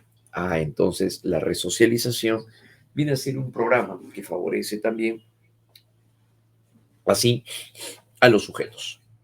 En la familia nos encontramos con un microsistema que va a ser altamente significativo para poder llegar a formar una personalidad y constituye un aspecto crucial para la formación del individuo. Se le llama por eso el agente primario por excelencia. Este va a llegar a desenvolverse en distintos tipos de familia. Tenemos a la familia nuclear, constituida por papá, mamá e hijos, así sean también de descendencia de sangre o por otro lado sean adoptivos. Sigue siendo una familia nuclear. En una familia extensa o aglutinada o ampliada es donde aparecen más miembros en este campo, más miembros de la familia. En una familia monoparental es donde aparecerá más bien un solo progenitor que llega a dirigir a, eh, a los hijos y lo podemos encontrar en este caso en un solo progenitor, ¿no? Claro, y ya que vela entonces por los hijos, ya sea por viudez, por separación o por abandono, sigue siendo monoparental o también llamada uniparental. En una familia fusionada tenemos a los progenitores que en la parte biológica se unen a otras personas, como el padrastro o la madrastra. Claro, ¿no? Se unen a otras personas conformando, configurando al padrastro o la madrastra. Eso va a llegar a ser aquí la familia fusionada o reconstituida o ensamblada. Muy bien. Muy bien. Pero cada tipo de familia va a tener también un estilo de crianza, que es la manera como inculca las funciones, como la función educativa, la función económica, la función afectiva, recreativa, entre otras. En este sentido, nos encontramos entonces en primer lugar al autoritario. Es aquel que dice, es así porque he dicho y punto. Es aquel que impone las normas y las reglas. Es aquel que llega a utilizar un estilo de comunicación más agresivo. Puede apelar a la amenaza, haciendo que los hijos tiendan más bien a alejarse. Desarrollan menos confianza con estos padres y tienden a no hablar de sus propios problemas.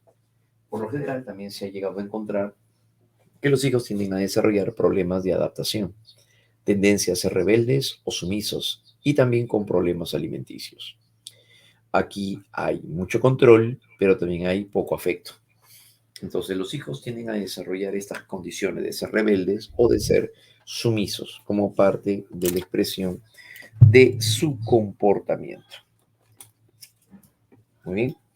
Entonces, por ese lado, es así como lo llegamos a mostrar.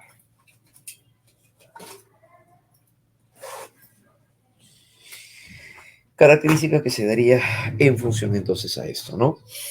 Los permisivos, por otro lado, vienen a ser los padres que llegan a permitir que los hijos dominen, controlan sobre todo y tienden a manipular, tienden a ser manipuladores. Esto a largo plazo tiende a generar problemas de adaptación social, como por ejemplo problemas de alcohol, drogas o promiscuidad. Tendencia a desarrollar este comportamiento. Muy bien. Entonces, aquí es donde los hijos llegan a presentar poco control, pero mucho afecto, ¿no? Pero el afecto no es favorable, sino se vuelve consentimiento. Por otro lado, un estilo desapegado, negligente, es aquellos en los cuales carecen de un compromiso necesario con sus hijos y la supervisión se muestra ausente, está ausente. Los desapegados tienden entonces a no vincularse afectivamente, por lo tanto no se comprometen, no se relacionan, tienen poco control de sus emociones y se les hace difícil formar y mantener relaciones saludables, además de tender a la indiferencia. ¿Ya? De eso se daría. La condición aquí, ¿cuál sería? Poco control y también va a haber poco afecto. ¿Ya? Desapegados o negligentes. A los permisivos recuerden que también se les llama indulgentes. El democrático o autoritativo es más bien aquel estilo de crianza que se considera el mejor. Aquí donde sí hay una conversación, aquí hay acuerdos, y por otro lado también se comunican asertivamente. Los hijos tienden a tener mejor elección de amigos, desarrollan relaciones sociales mucho más favorables y tienden a escoger buenos amigos, así como desarrollar una buena autoestima, decididos, responsables y sobre todo también que tienden a respetar a los demás, como el control y el afecto que se va a llegar a dar de manera equilibrada. Control y afecto equilibrados, ¿ya? Muy bien, eso sería en el caso del democrático. Pero también aparece como manifestaciones sociales, tenemos al apego, que es el vínculo psicológico entre el infante y la persona que lo cuida. Aquí, si hay un apego favorable, entonces consiste en esto, satisface tanto a sus necesidades fisiológicas como psicológicas y están basadas también en el contacto físico y la familiaridad. Si el cuidador llega a satisfacer oportunamente las necesidades del infante, este desarrollará un apego seguro, lo cual indica que podrá confiar en los demás, presentará mayor adaptabilidad y ajuste al medio, así como autorregulación. Pero si presenta un apego inseguro, genera más bien desconfianza frente al medio y también hacia sí mismo, así como ansiedad y desequilibrio afectivo. Muy bien, entonces los tipos de apego van a llegar a darse según cómo llegamos a satisfacer las necesidades de ellos. En cuanto a las actitudes, esto puede llegar a presentarse en base hacia un componente cognitivo, podemos referir a un componente afectivo y el componente conductual o comportamental. El componente cognitivo está asociado hacia lo que uno piensa. Tener una actitud favorable hacia algo es brindar nuestra forma de pensar. Lo afectivo es lo que sentimos, aceptación o rechazo.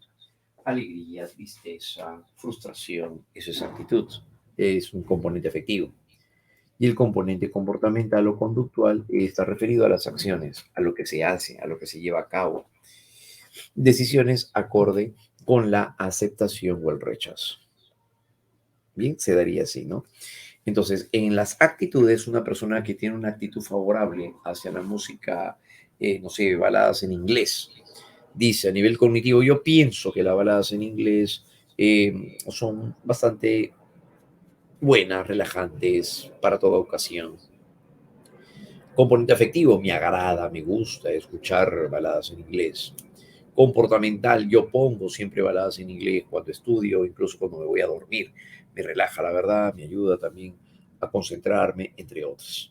Entonces, de tal manera que la persona presenta el componente cognitivo, afectivo y comportamental o conductual. Bien, de esa manera. Eh, pero también sobre la base de estos componentes, sobre la base del componente cognitivo, se llega a presentar el estereotipo. Un estereotipo es una generalización. Al ser una generalización, entonces tiene la forma del todo SSP. Son creencias generalizadas que se construyen como modelos sociales, como por ejemplo, todo asiático sabe artes marciales, se debe de llevar virgen al matrimonio para que sea una buena chica. Los ingenieros son muy inteligentes. Entonces, a eso se refiere. Y que implican también el uso de categorías clasificatorias. ¿Bien? Entonces aquí las mujeres saben cómo atender mejor la casa, es un estereotipo. Todo brasileño es un buen futbolista. El trabajo duro es para los varones. Ese es un estereotipo. Un estereotipo entonces es un modelo social que se ha construido, pero socialmente, ¿no? Es lo que se ha construido, dijimos, socialmente. Una construcción social. Si queremos verlo expresado, entonces, de esta manera es así como lo estaríamos afirmando, ¿no? Muy bien. Por otro lado, los prejuicios. También tenemos prejuicios, claro que sí. Es la opinión más bien previa, principalmente negativa, que se da acerca de algo de alguien sin conocer las evidencias o fundamentación, como por ejemplo, si ese hombre es musulmán, entonces ha de ser terrorista. Y los prejuicios se fundamentan sobre la base del desarrollo de los estereotipos, solo que un estereotipo es una particularidad. Y además están cargados afectivamente, ¿no?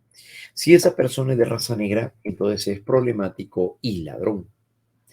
Si ella está a la moda, entonces es un buen cliente. Si ese administrador es político, entonces es corrupto. Claro.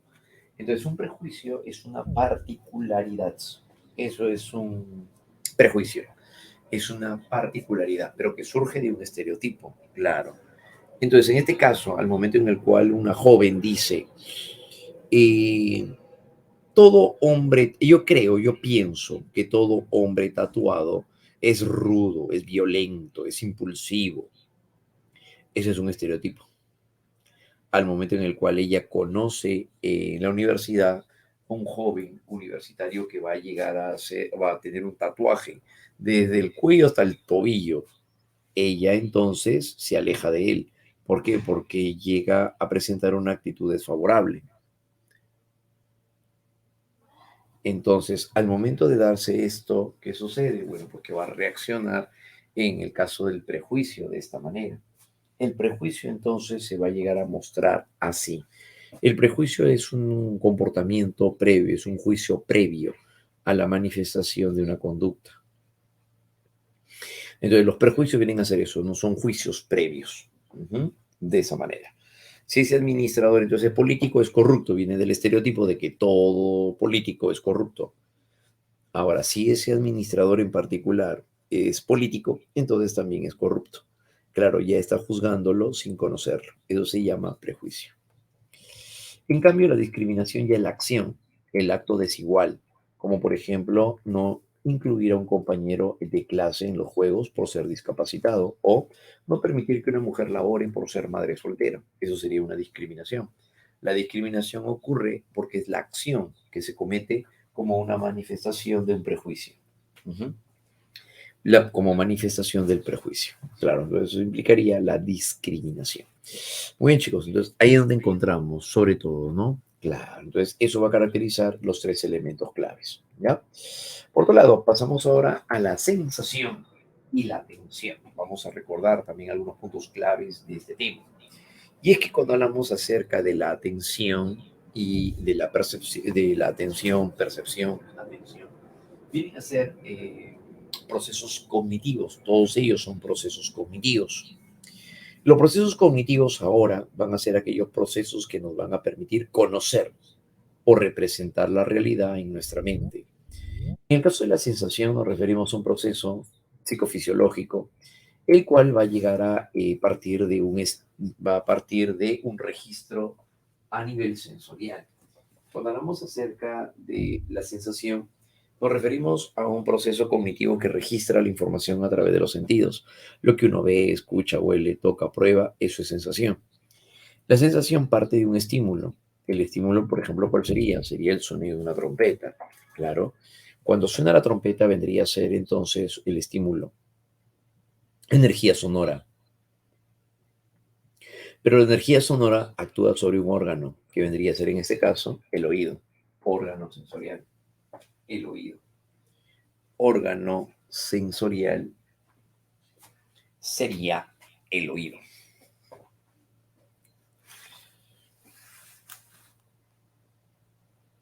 Órgano sensorial, el oído. Bien.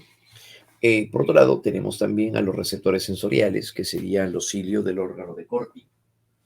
Serían los cilios del órgano de Corti. Claro, ¿no? Receptores sensoriales.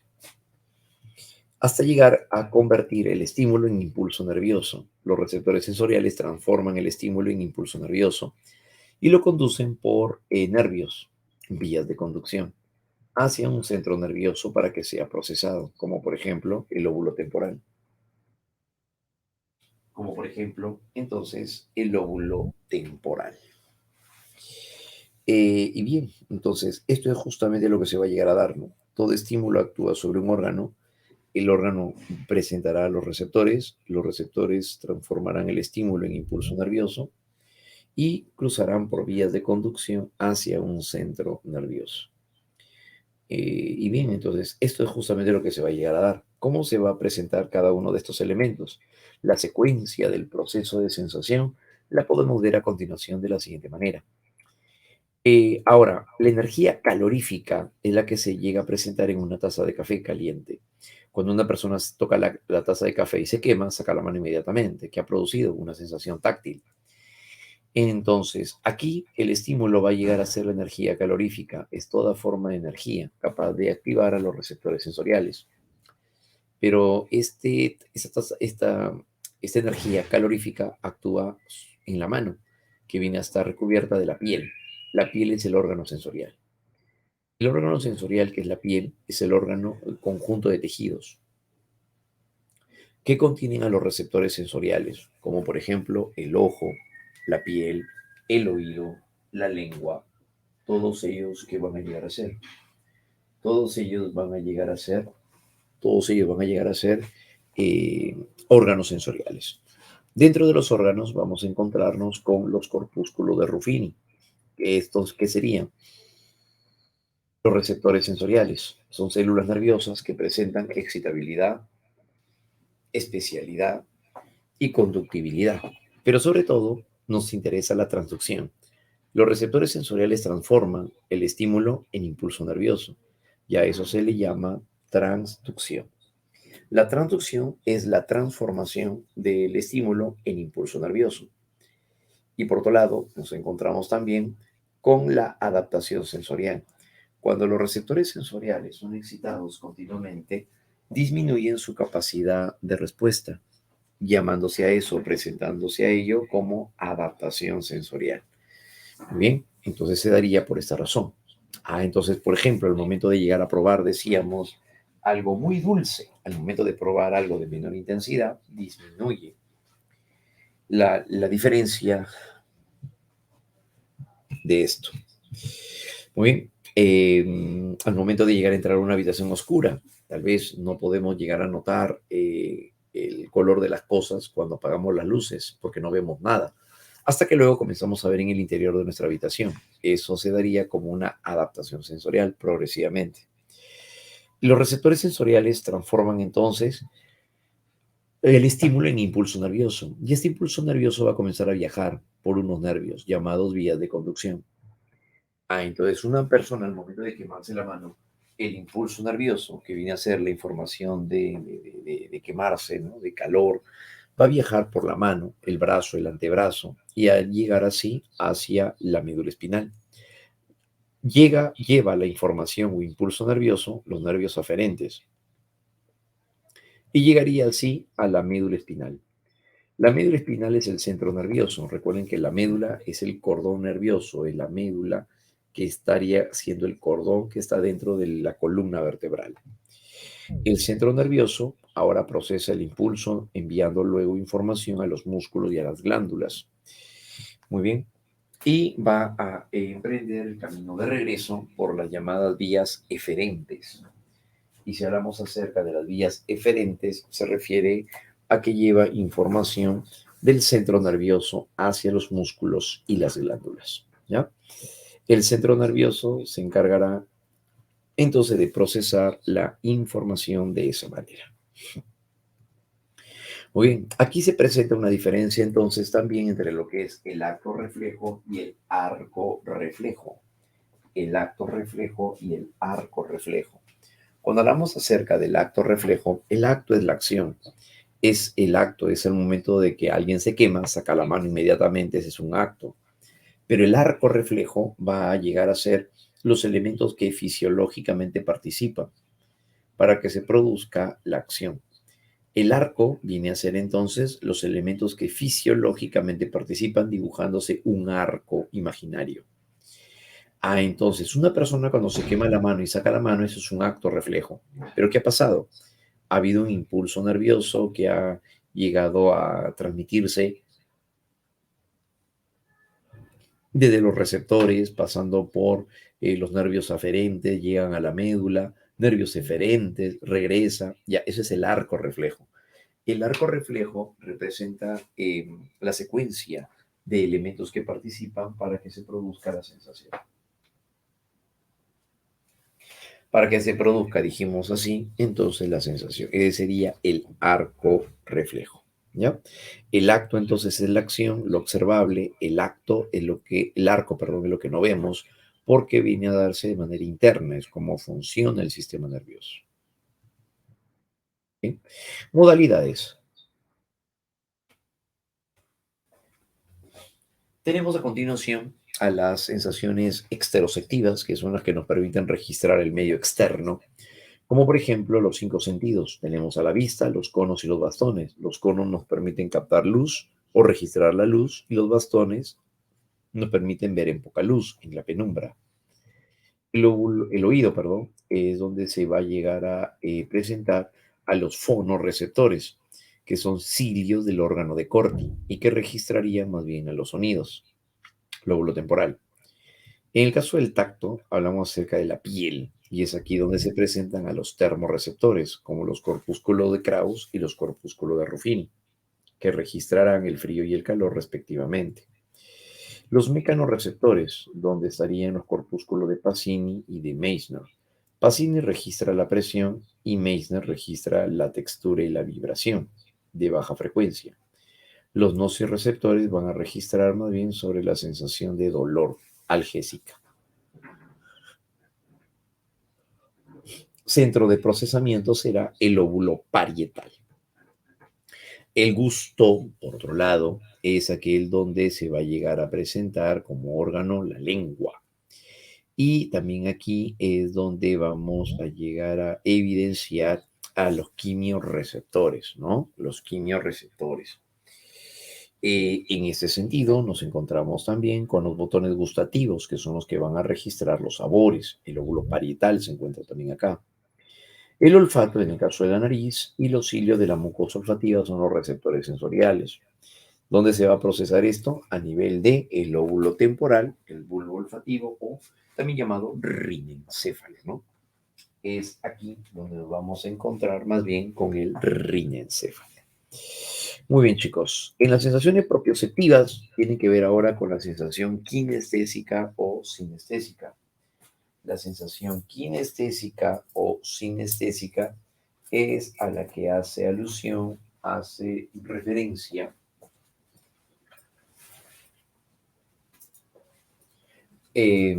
a la sensación muscular, sensación de los movimientos del cuerpo también, ¿no?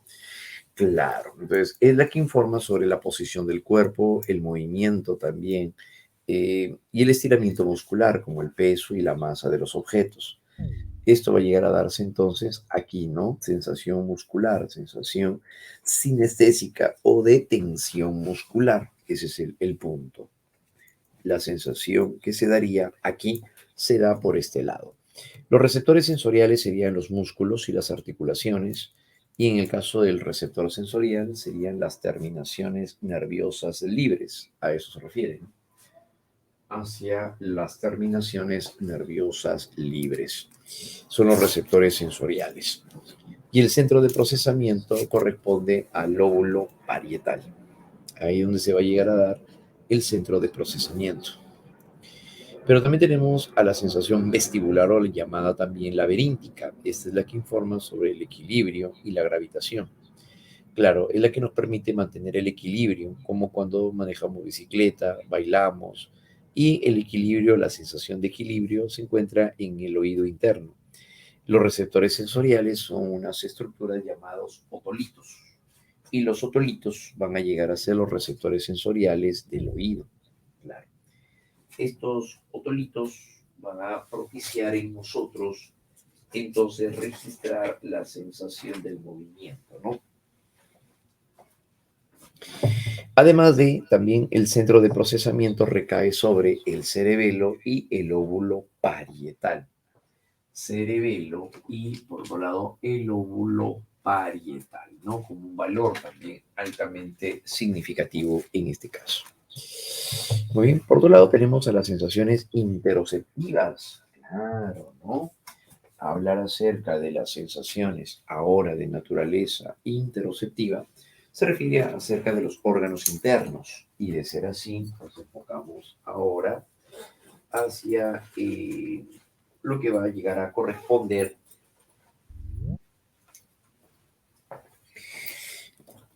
es lo que va a llegar entonces a corresponder hacia las sensaciones senestésicas, estas que registran sobre el hambre, la sed, la náusea, y también incluiría a los cólicos menstruales.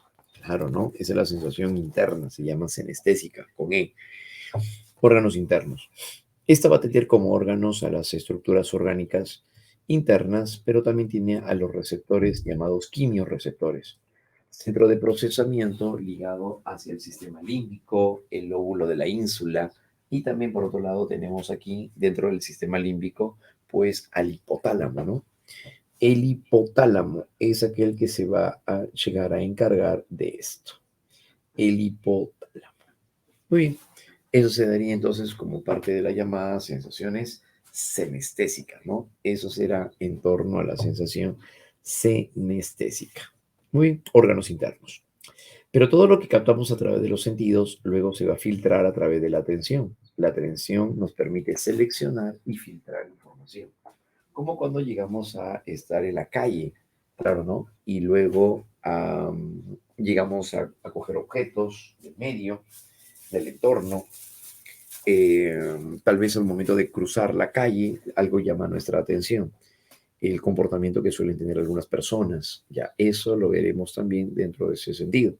Entonces, eso sería la atención, un proceso de filtraje y atención que garantiza un procesamiento perceptivo adecuado de los estímulos sensoriales más relevantes. ¿Sí? La atención puede llegar a ser por el interés selectiva, que se refiere a poder seleccionar o dirigirnos hacia un elemento, separándolo del resto en sí. Selectiva es porque nos enfocamos hacia un punto. Sostenida tiene que ver con el tiempo, porque esta es la que se mantiene en el tiempo, como cuando vemos una película, cuando resolvemos el examen de admisión. Sostenida, vinculada con la concentración. Y por otro lado, la atención dividida, que es la que se dirige hacia varios focos, como por ejemplo en este caso, al momento de llegar a atender una llamada telefónica, mientras escribimos una nota y respondemos un correo electrónico. Entonces, selectiva, sostenida y dividida. Todos ellos van a llegar a tener esa expresión. Selectiva, sostenida y dividida. ¿Bien? Pero por su actitud pueden llegar a ser también la atención voluntaria o involuntaria. La atención voluntaria se daría porque hay intencionalidad, pero la involuntaria ocurre sin que nosotros lo deseemos. Entonces aquí es la que aparece cuando un estímulo nuevo, fuerte o significativo, nos atrae repentinamente, ¿no? Claro, eso se llama atención involuntaria. Nos atrae repentinamente. Atención refleja. Atención refleja y llega a ser, como ya dijimos, involuntaria. Bien, entonces se va a llegar a presentar de esta manera. Un estímulo de alta intensidad, entonces puede generar nuestra reacción inmediata, como cuando suena algo estruendoso, ¿no? Entonces activa nuestra sensación, activa, perdón, nuestra atención. Entonces es ahí donde se estaría presentando esta característica, ¿no? Atención voluntaria y tenemos también a la atención involuntaria, ¿ya? Muy bien, chicos, eso vendría a ser. Ahora, por otro lado, cuando nosotros interpretamos lo que estamos captando a través de los sentidos, pasamos ahora al proceso de percepción.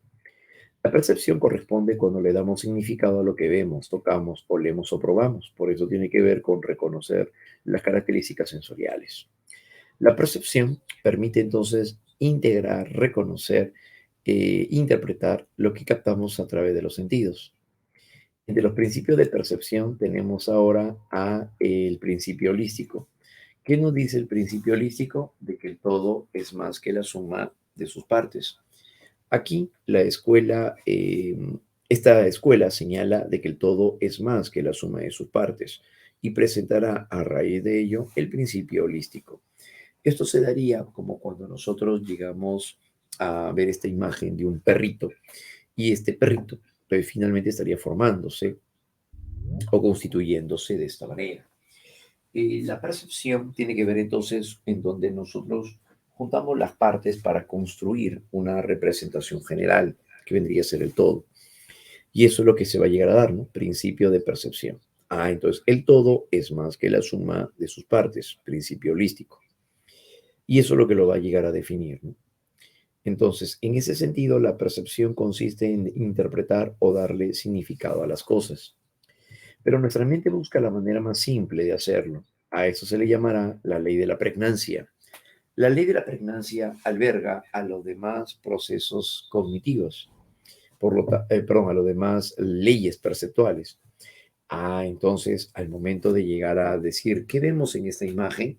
Y decimos que hay un abuelito o una abuelita que se están mirando y en el y bueno, es lo primero que viene a nuestra mente, eso sería pregnancia, porque es la manera como nuestra mente le da significado de la manera más simple a algo, ¿ya? Entonces, eso es lo que se va a llegar a presentar, ¿no? Por eso corresponde la tendencia a organizar la información de la manera más simple y sobre todo mediante patrones determinados. Dentro de la ley de la pregnancia, ¿qué encontramos? La ley de la figura y el fondo, donde captamos un elemento y lo separamos del resto que lo rodea. Claro, la copa o las dos caras, esa es una imagen muy conocida dentro de la percepción. Y esta ley de la figura y el fondo no solamente se daría a nivel visual, la ley de la figura y fondo también puede llegar a darse a nivel auditivo. Dijimos acá, ¿no? Como cuando llegamos a escuchar una canción. Al momento de llegar a escuchar una canción, eso vendría a ser la canción, la letra de la canción sería la figura, mientras que la música vendría a llegar a ser el fondo.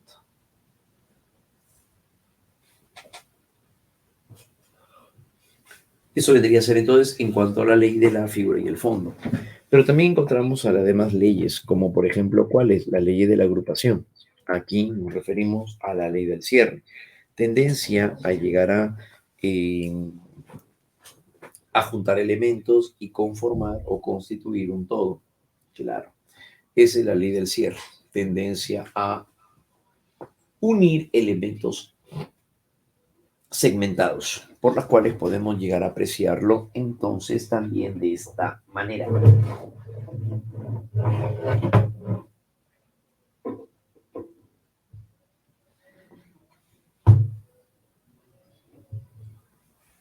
Podemos llegar a expresarlo así de esta manera. Tenemos a la ley de la semejanza, que viene a ser el parecido. Esta ley nos dice que tendemos a percibir elementos muy semejantes a otros por el parecido que puede llegar a tener. Como por ejemplo, ¿en qué caso? Como por ejemplo, ¿en qué caso tenemos a la ley de la semejanza? El perejil con el culantro, por ejemplo, ¿no? La ley de la semejanza, claro. Podemos llegar a confundir, tal vez, no sé, supongamos un trozo de papita con quión. Si alguien ha llegado al ver una sopa, lo que parece ser una papita, le quiere dar un mordisco y lo que muerde es quión. Eso, por ejemplo, vendría a ser ley de la semejanza, ¿no? Por el parecido nos hizo interpretar de manera equivocada el parecido que puede haber entre los elementos. Tenemos a la ley de la proximidad, que viene a ser más bien ahora la cercanía. Estamos hablando de, por ejemplo, los puntitos que vemos aquí. Los puntitos están cerca al lado de otro. No está segmentada la figura, sino se conforma a partir de puntitos cercanos uno de otros. Y así formamos la letra E, la letra U, entre otros.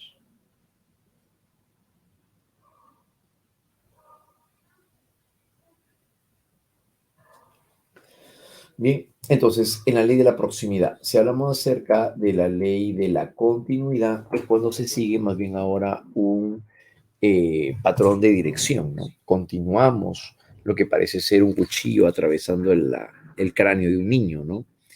Claro, entonces de esta manera es ahí donde se estaría llegando a presentar también, ¿no? Claro, así es, la ley de la continuidad, continuidad. cuando se sigue un patrón de dirección. En la teoría del reconocimiento de formas es la que los cognitivistas señalan que para poder reconocer o percibir lo que hacemos es llegar a eh, formar ciertas estructuras previas. Como diría la teoría de las plantillas, cuando percibimos se da sobre la base de ciertos códigos que han conformado ciertas plantillas. Como por ejemplo, independientemente del nombre que tengan estos animales, podemos decir que son aves. Basta con que tengan pico, tengan plumas, decimos que es un ave.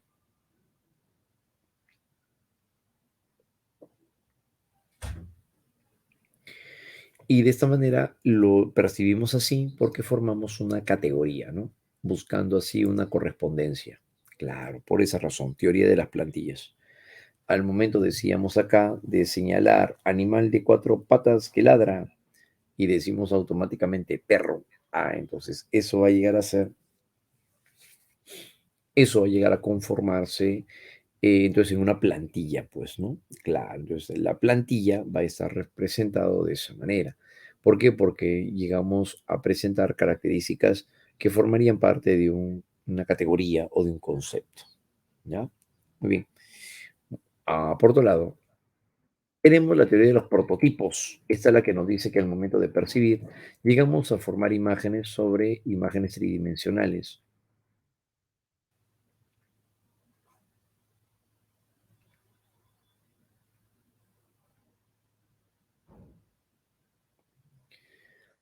Por otro lado, también tenemos a la teoría de la detección de rasgos, con la cual nosotros podemos reconocer una letra cuando vemos que se asemeja a lo que hemos construido también en nuestra mente como un asunto aprendido.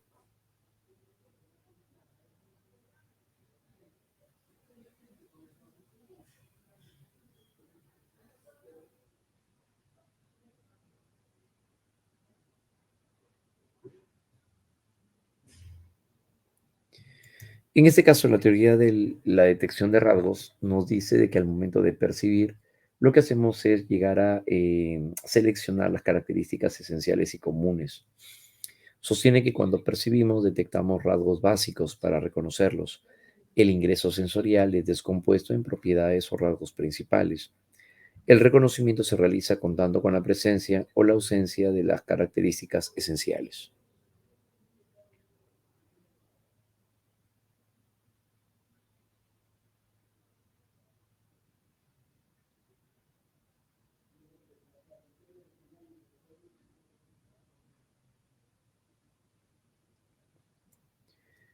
En este caso, entonces, a ver un momentito, se me ha movido acá un poco. Ya. La detección de rasgos entonces es cuando llegamos a reconocer a alguien, como por ejemplo por su estatura, por su contextura física, reconocemos a alguien. Eso es teoría de los rasgos. Basta con que podamos detectar dos o poco más de los rasgos esenciales y reconocemos a alguien.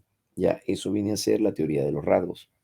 Reconocemos a las personas, a las cosas, por cualidades esenciales. Bien, detección de rasgos. Pero también tenemos ciertas alteraciones. La percepción implicaría también presentar algunas alteraciones, como en el caso de una ilusión. Las ilusiones son distorsiones de la realidad, donde el objeto sí existe, solo que lo interpretamos de manera equivocada. Como por ejemplo, asumir como si aquí viéramos el perfil de una persona. Se llama esta piedra Monumento a la Humanidad y que se encuentra en la meseta de Marcahuasi. Pero verlo de perfil parece ver como si se tratase de un rostro de una persona, cuando en verdad pues no eso trata de alguien en sí. Si hablamos acerca de una ilusión viene a ser un error de interpretación. Nuestra mente interpreta entonces de manera equivocada. Pero a diferencia de ello, una alucinación ocurre cuando la persona llega a ver cosas que en verdad no existen. Escucha voces que en verdad tampoco están allí presentes. Eso ya es una alucinación. Entonces, en este caso, las alucinaciones pueden llegar a presentarse por los niveles altos de dopamina. Al consumir marihuana, el consumo de drogas, genera ello, las alucinaciones. al momento de llegar a estar en un cuadro de inanición, sin comer y sin beber por varios días, la persona también estaría presentando una eh,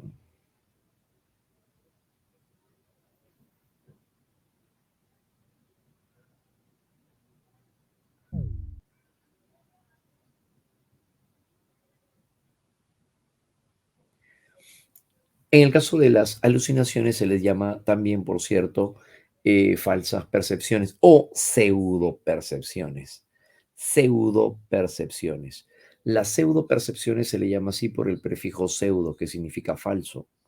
Las falsas percepciones van a llegar a ser entonces pseudopercepciones, característico de las personas que tienen alteraciones, como el caso también de la esquizofrenia, que vendría a ser un tipo de psicosis. ¿Qué sería un tipo de psicosis? ¿Ya? Muy bien, eso sería entonces en cuanto a las llamadas alucinaciones. Bien, correcto, muchachos, eso va a suceder, ¿no?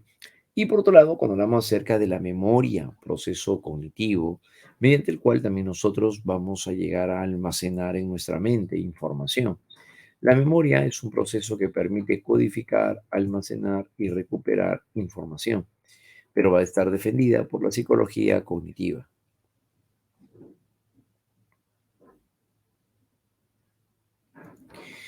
En los tipos de memoria tenemos a la memoria sensorial, corto plazo y largo plazo. Si hablamos acerca de una memoria sensorial, esta es limitada en cuanto a la retención de la información. Solamente dura fracción de segundos y luego la información desaparece o se olvida, a menos que algo llame nuestra atención. Y luego la información característica retiene información por fracción de segundos y luego desaparece.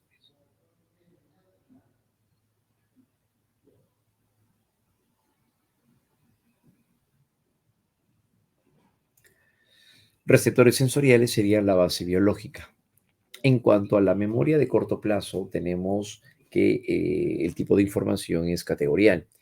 Solamente dura entre 15 y 30 segundos y luego la información desaparece y podemos almacenar solo entre 5 y 9 elementos. Mecanismo de control, el repaso de mantenimiento, lo cual nos hace repetir la información una y otra vez. En el ensayo elaborativo se relaciona el nuevo contenido con los saberes previos y así la información va a la memoria de largo plazo. Estando en la memoria de largo plazo, la información se vuelve categorial ahora, ilimitada y con codificación. La memoria de largo plazo puede llegar a ser explícita o implícita. La explícita puede ser consciente y la implícita es no consciente. La explícita es consciente cuando damos nuestra dirección a memoria semántica, datos, nombres, y la episódica es cuando llegamos a almacenar experiencias.